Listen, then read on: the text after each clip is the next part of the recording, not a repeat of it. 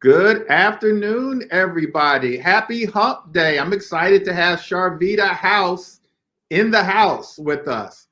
And so she's an entrepreneur extraordinaire, real estate investor, real estate agent. We'll let her talk about her journey, really through life, but through entrepreneurship and real estate investing and things like that.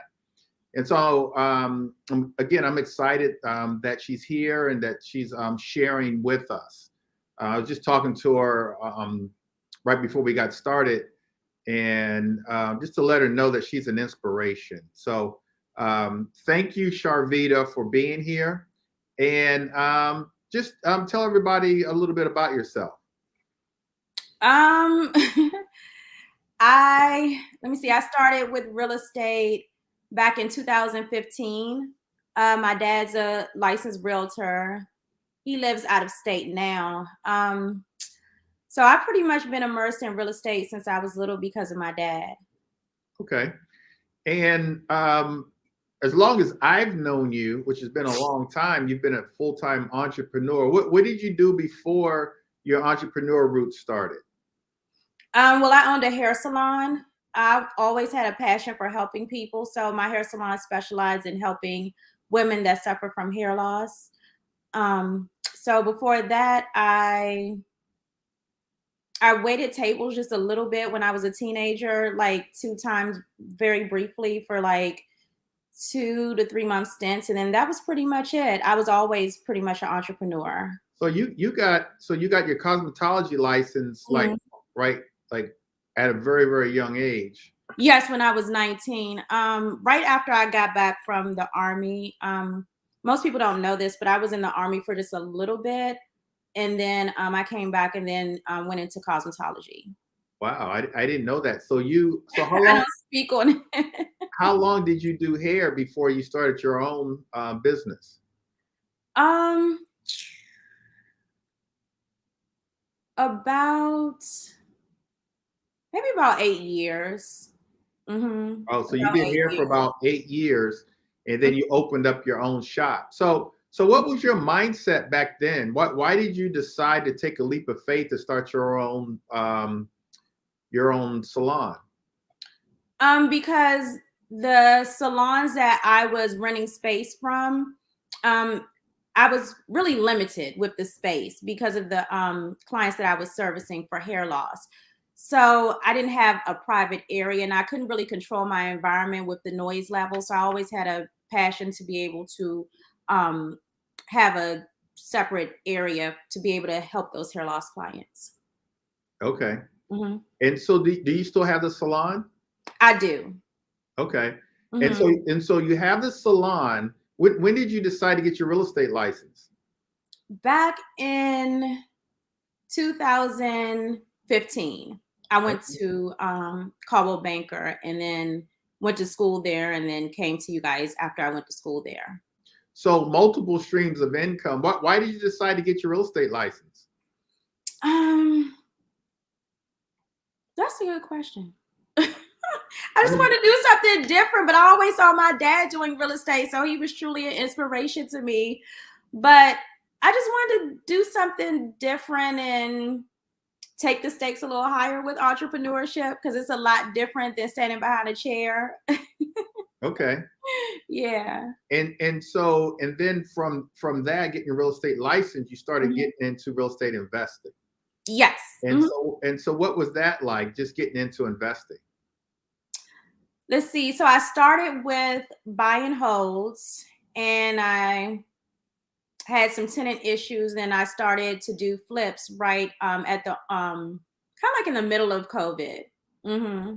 Yeah, I remember. I don't know if you remember this, but I met you at a property. I don't even know how many years ago it was, Hmm. about 6, 7 years ago. Hmm. Do you remember that? I met you at a property in DC that you, I think, were Yes. selling. Yes, I do. That was a inherited property that my mom and grandma owned, and both of them passed, and I ended up inheriting it. That was in Washington D.C. Because I think Keita was there with me, and then you came, and then also Keita was an inspiration to get into real estate too. Hmm. And then she handled your property management. Yes, at one time, Keto Homes. Yeah, she did a good job with that. And so bring us up to date. So you're doing a lot of investing now. Mm-hmm. My investment um, um, team Mm-hmm. went to view a couple of your properties a few weeks ago. Mm-hmm. Two of your properties in Baltimore. So tell me a little bit about what you're doing now, and what are some of your plans? Sure. So what I'm doing now is I have two of my flips currently on the market. One is under contract and one is in kind of negotiation period, not quite under contract. And so moving into 2022, I'm going to continue to do flips and also buy and holds. Okay, and then so you're going to do more buy and holds. You have been doing some flips. Mm-hmm. How do you determine whether you're going to buy and hold a property or flip the property? When I look at the deal, it's either going to be buy and hold, wholesale it, or flip it.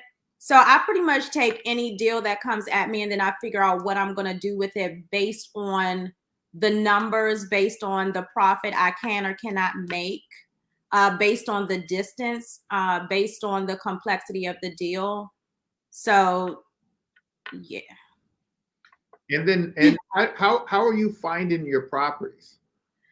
I have done auction properties through Alex Cooper, Ashland. I have several VAs that call for me every day. You got to be consistent with your calls. You can do them yourself or you can hire VAs. But I just hired a couple of new ones. So right now I have 3 or 4 VAs working for me right now. So yeah, auction and then calling. You get the best deals though when you deal directly with the property owners. You're Okay. not competing with anyone else. And so how do you divide your time between the salon and all the real estate investing that you do? Sure. So with the salon, due to COVID, the clientele had already dwindled down. So I just kind of kept it that way, whereas I was not accepting any more new clients. And then the clients that I do have currently, I just take them on certain days. That way I can balance the two. Okay. And Mm-hmm. why the importance of all these different streams of income? It sounds like you're Oh. extremely busy. No, I'm really organized. The majority of the time I'm researching. I'm researching and I'm visiting properties. So it really pays to be really organized. I can start my day as early as 4 a.m. I do workouts a couple times a week. So it's just really organized. I have a lot of free time, honestly. I delegate a lot of tasks to other people too. So And you have your son in the business, right? I do. He's 21. And so what does he do for you? He does calls. He goes with me to properties. He helps with marketing. He helps with some of the designs. He picked out paint and some of the designs on one of the properties that we have currently under contract.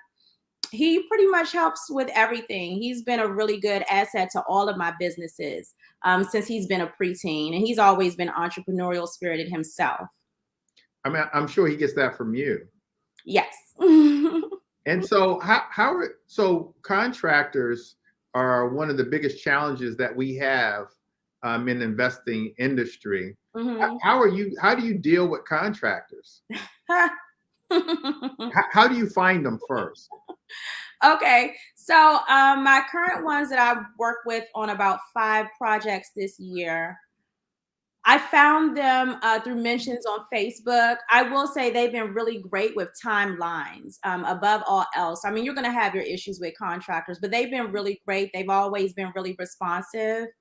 Timelines, they get my projects done that need drawings and permits. I mean, after they have the building permits, 4 to 6 weeks, and I'm talking about full rehabs.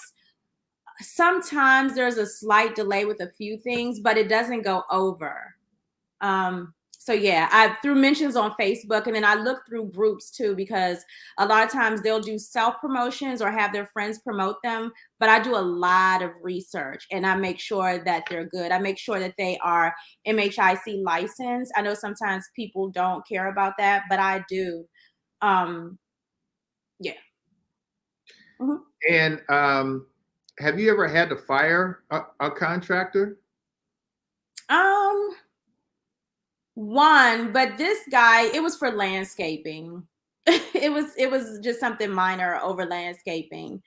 But it was just kind of like a miscommunication. But I won't be hiring him again. He had worked for me for a few years, but he did landscaping on one of my properties that's under contract now in Baltimore. But yeah, but that was something minor. Do you see, I know you and I have talked about this, but do you Mhm. see challenges that female investors have in a male dominated field as real estate investing and rehabbing and things like that? I Um, do. I do. You just got to be firm. Get everything in writing. You should be doing that whether you're male or female, but get everything in writing and also get details, because I just had a communication issue with one of my contractors. You got to get details, even when you have your scope of work, because they might say, oh, I meant this or I meant that. So with that said, just get things in writing, be firm. Um, yeah. okay. All Yeah, right. that's pretty much in a nutshell, though. Just be firm and get things in writing, and don't be afraid to fire. I mean, there's a million more where one person won't do right. Mhm. And do you see them being a little more disrespectful because you are female? No, I don't get disrespect, and the things that happen, like for instance, if there were punch list items that needed to be done and like a property sat for like a week or two without them being done, I don't think it's because I'm a woman per se. I think that they may have been having staffing issues or just issues in general with completing a whole bunch of properties at one time, and they had to go through all of them and do the punch list items. So for me, I don't think it's because I'm a woman. And then I had another issue with a different contractor that had something to do with landscaping too, but I don't think it was because I'm a woman. I think they will just try you. But yeah, you just got to be firm. And so let's go back to the auction. So Mhm. so you're bidding on these properties. Mhm. Well, tell us about the last one of the last ones in Mhm. at Edmondson Village. Yes. The one that we looked at. How did you acquire that one? Because even though it was on the auction block, it didn't actually go to auction. Mm-mm. Talk to us about how you actually acquired that property. Sure. So I had done a rehab 3 doors down on that very same street. And so I had already known the ARV. And when I saw that property, and it was so low, like it was starting at 10,000. And I know how the auctions go, like in terms of starting really low. And they typically, not to tell their secrets, but they typically go double plus a little bit more. That's typically what the seller and auction house is looking for. So I already knew. So when I made the phone call, they said the seller is looking for somewhere around 25,000. So that's what I offered. And so they came back and said the seller accepted. So I was able to get it before I got into bidding wars with other people. So Mhm. you actually made an offer on the property Yes. that was on the auction list. You made a phone call and said, "I'll buy it before it goes the auction to the auction." You made the offer, and they accepted your offer.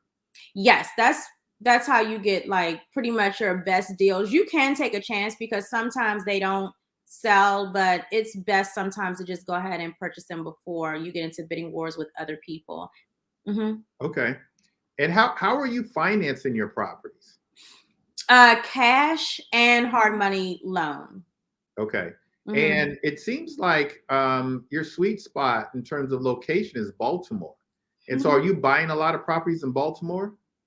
Yes, for flips only or wholesale. I'm not doing any more buy and holds in Baltimore. I actually sold off all my buy and holds in Baltimore. Tell me why. Um, Tenant issues during COVID. They weren't paying and I couldn't do anything about it. So And then they stopped answering my calls. So I was just like, you know what? I'll sell it with you in it. So that was the issue with a couple of those. And then one of them was actually in a really bad neighborhood, so I could never really get a great quality tenant. So I said, this just isn't going to be good for me long term anyway. So I sold that, but there's only one of them that I wish I would have kept. But I did end up needing that money to do my flips with. And so are you looking to do more buy and holds in the future? Yes. Mm-hmm. In what area? Prince George's County is what I'm looking at in Virginia, like far out Virginia, like an hour plus away from the DC metropolitan area, and then Pennsylvania. One of my brothers invests in Pennsylvania, and he's been really helpful to me. So he's gonna help me with that. And so what is the next 3 years look like? Like 3 years from now, what would you like to have accomplished?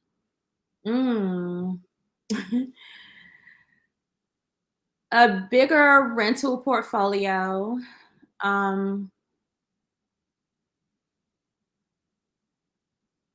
Helping build more communities. I like being able to help the community by remodeling the houses and helping the property values to go up. Also giving back and also starting some charities too. I just really have a passion for helping people. So. Okay.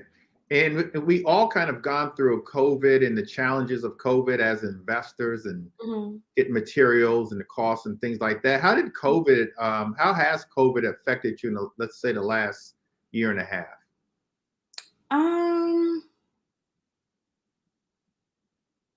It hasn't really affected me.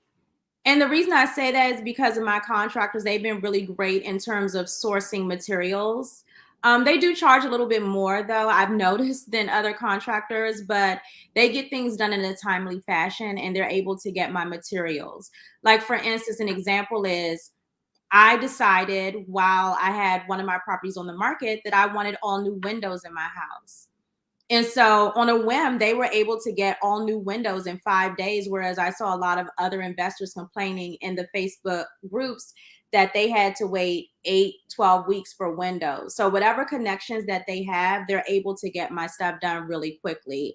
Another example is that I needed the entire roof removed, including I needed wood for the rafters and the sheathing and all of that.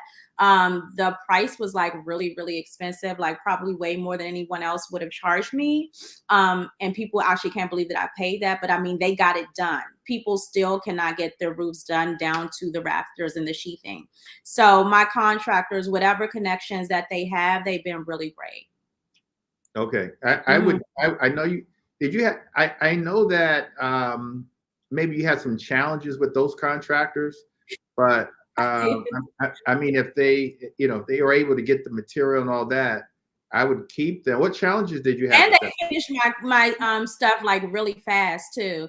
Well, I think a lot of it is communication issue because I came into this new and I would pretty much just show them pictures of comps and be like, whatever it takes to get here, like I just want my property like this. And so sometimes when you're having to start with older properties that have never been updated, there's going to be challenges like once they demo stuff and they see that certain stuff is in the way or certain stuff has to be moved or something like that, that can cause change orders.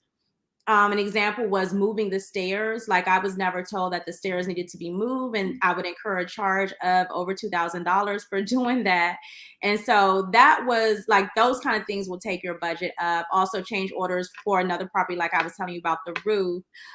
So things like that, and then me not knowing like this, like certain verbiage for the finishes and like what I want, but I would show them pictures, but sometimes they get in there and they're like, well, for instance, the inspector said that we have to close the wall off with drywall. We can't have the spindle banisters like you want.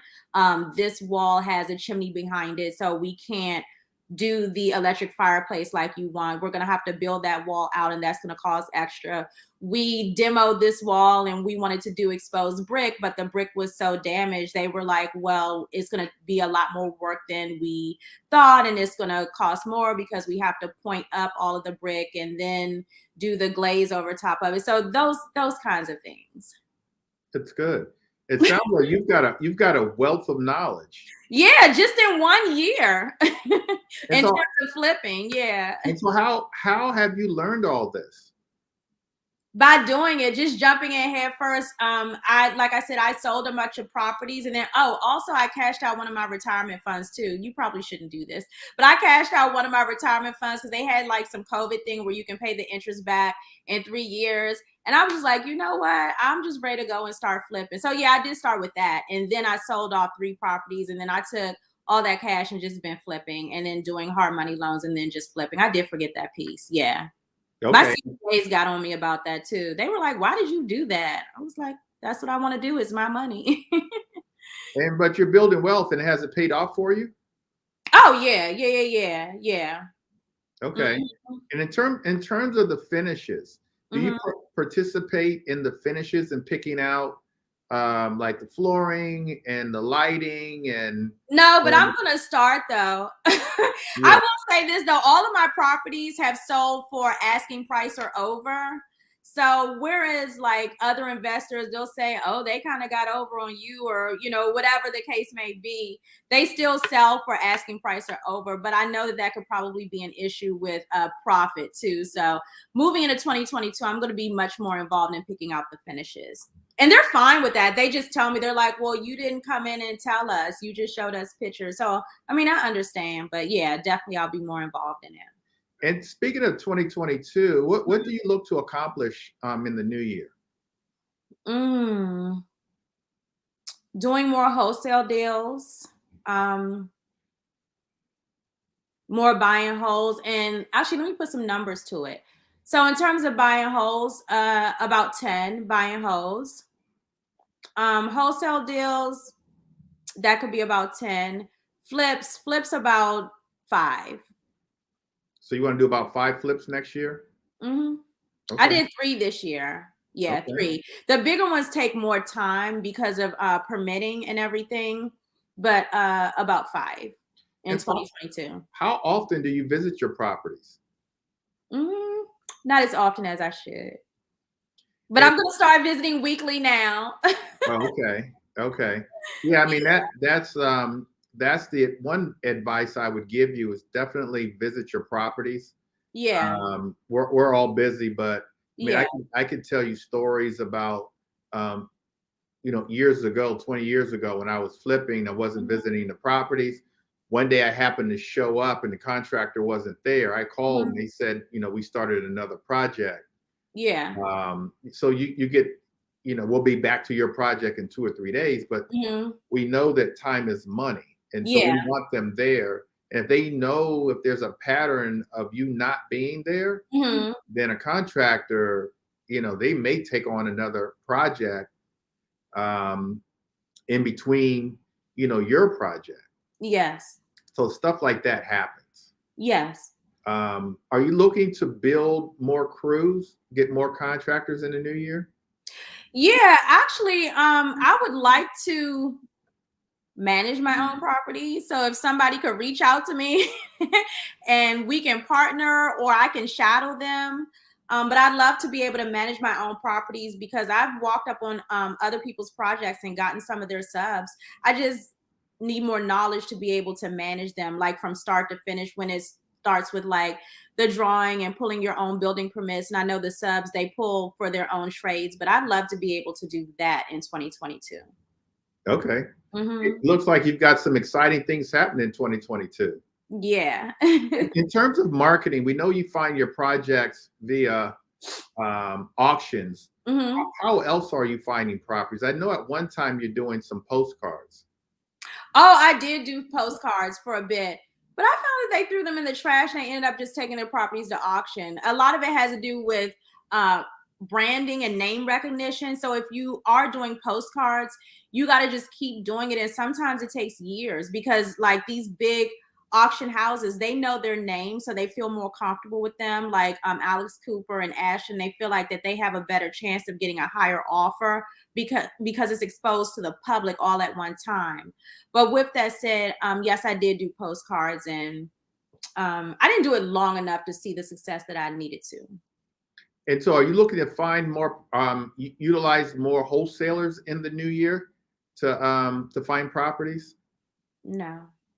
And you don't like buying properties from wholesalers? I don't like paying fees, and I had a really bad experience with one wholesaler. Not anyone that we know, but I had a really bad experience and I lost my deposit. But it was partly my fault. But with that said, no. I like dealing directly with the sellers, or like I'll find other ways to get my deals. But no, I don't like the thought of paying those fees too. I like all my money. Well, oftentimes wholesalers, and I'm a big advocate for wholesalers. Yeah.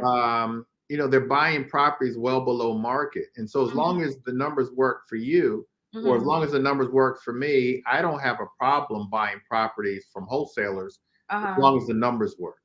Okay. And if the numbers work, I don't have a problem, because there's wholesalers out here who are finding these properties, and generally speaking, they're finding them at 65% of the after repair value, after repair costs. And as long as I can buy at 70%, I will, if I'm approaching a seller on my own, I'll buy at 70. If I get a property from a wholesaler, I'll buy at 70. So it doesn't really matter to me. And if I have to pay them, a wholesale fee, I'll do that. Okay. And so that might be something that you might want to open yourself up to, as long as those numbers work after you pay them. Okay. And so, what advice? We've got some people here that are listening now, will listen in the future. What advice would you give someone who's thinking about getting into real estate investing? Of course, get a coach. Get a mentor. They can be two totally different people, or they can be the same person. The purpose of the mentor is because they are someone that's where you want to be.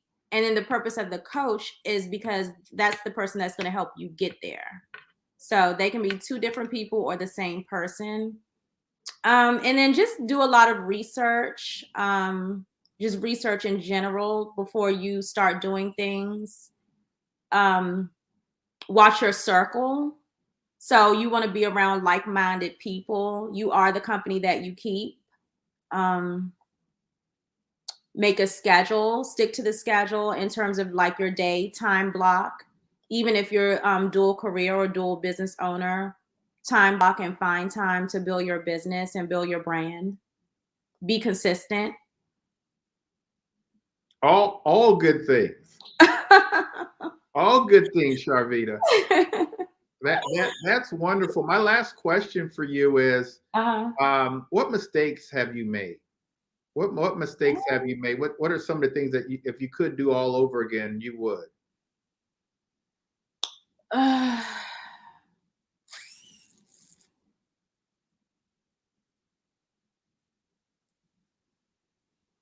One big thing that sticks out to me is like paying people first and then going behind and checking, just kind of like taking their word for it, paying them, and then you go and check and you're like, oh, wait a minute, you forgot this, or you didn't do this, or, like little items like that. And then you have to kind of chase them down. So check behind people before you pay them. I know it's kind of like common sense, but sometimes when you're in a rush to get things done, like you'll take people's word for it and then you'll check and see. But that's been a mistake.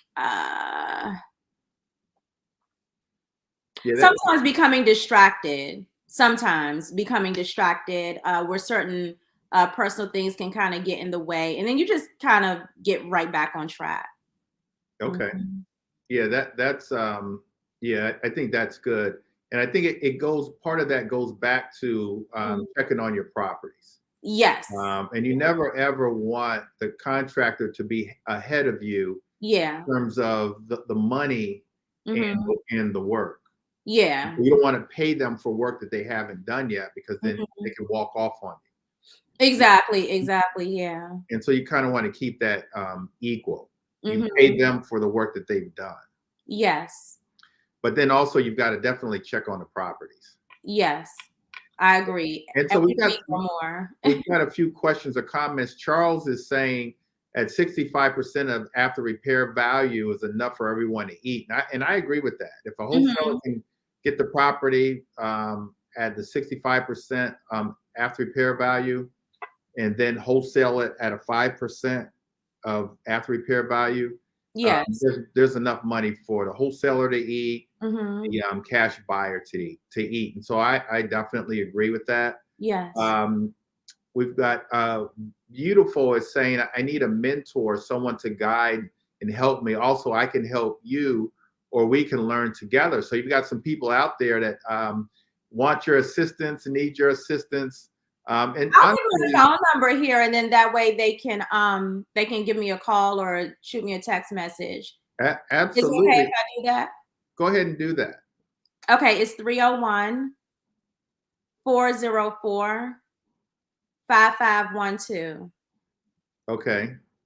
Go ahead. Say it again. I'll put it in the comment section. 301. 301-404-5512. Okay. All right. So I'll put that in the comment section if you guys want to get a hold of Sharvita. Also on social media, Sharvita, how do they get a hold of you? On Facebook, Sharvita House. Sharvita House Just on Facebook. just befriend me and then shoot me a message in the inbox so that way I know that you're from this particular podcast. And then Anthony wants to know the building that your salon is in. Do you own that building? I do own it, and actually the clients don't know this, and it's fine that if they find out, but I'll be converting it to a real estate office in the coming year probably. Nice. And is that in Greenbelt? It is in an office park.